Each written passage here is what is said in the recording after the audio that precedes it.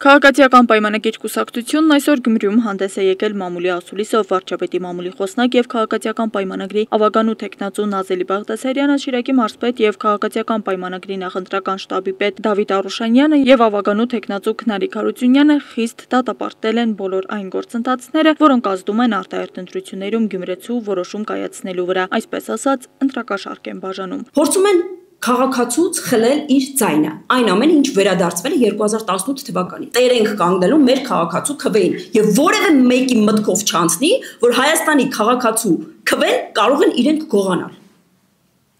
Սա պարզ պետք է լինի եւ մենք թույլ չենք տա, որ մեր քաղաքացու հետ հայոյանքով խոսեն, սպառնալիքով խոսեն, հետո ընտանիքի անդամներին առավելապես տղամարդկանց գնան բերման ենթարկվեն։ Հասկանում եք, այս մարդիկ ոչինչ են, իրենց քաղաքական անցյալը ուզում են վերականգնել։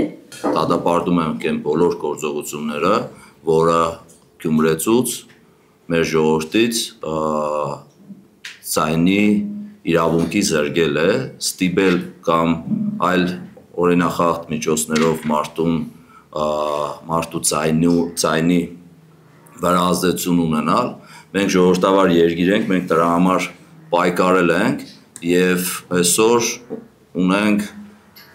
անցկացրել ենք ընտրություններ, որոնք Հայաստանի Հանրապետությունում երբևէ չեն եղել։ Իրենց ձեռագիրը չի փոխվել եւ իրենք շարունակում են նույն տրամաբանությամբ առաջնորդվել նաեւ այսօր, բայց իհարկե մեկ շատ կարեւոր հանգամանք հաշվի չեն առել, որ այս տարիների ընթացքում իշխող ուժը քաղաքացիական պայմանագիր կուսակցությունը մշտապես պրոպագանդել է ժողովրդավարության արժեքները։ Ժողովրդավարության սկզբունքներին հավատարիմ քաղաքացիական պայմանագրի ներկայացուցիչները իրենց խոսքում շեշտել են նաեւ, որ չեն խեղճանա այս կամ այն ուժի թիրախավորումներից։ Ես ամբողջ քարոզարշավի ընթացքում կարմիր գծով անցնում եմ, սիրելի գործընկերներ, դուք եւս հետևել եք, որ տեխնացուներից մեկը